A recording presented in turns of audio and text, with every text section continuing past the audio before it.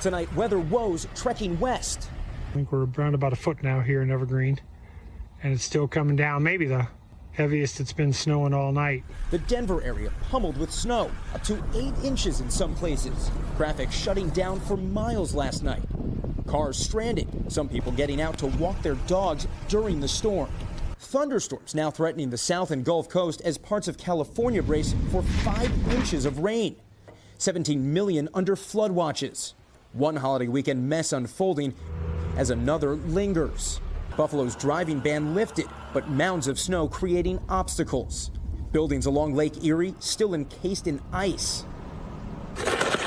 Today, volunteers help dig out as others remember loved ones lost in the storm. My mother had a great heart. Great heart. There was nobody she wouldn't help. Antoine Parker says his mother, Carolyn Eubanks, lost power Friday.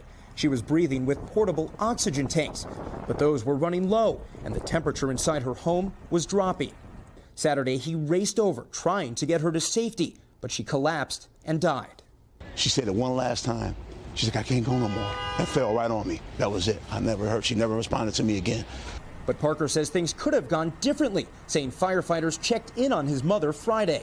They said, man, we just came to make sure you're all right. See, you're alive. You're still in here. We can't take you. Tonight, Buffalo's fire department speaking out to NBC News.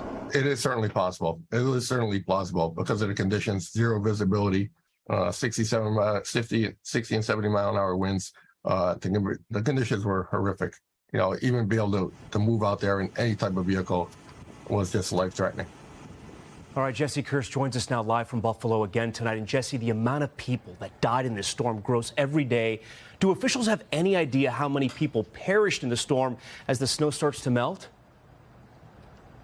Tom, I asked Buffalo's police commissioner about this last night. He says at this point they are still looking for a number in the low single digits, but we know already more than 3 dozen people have been confirmed dead in this region.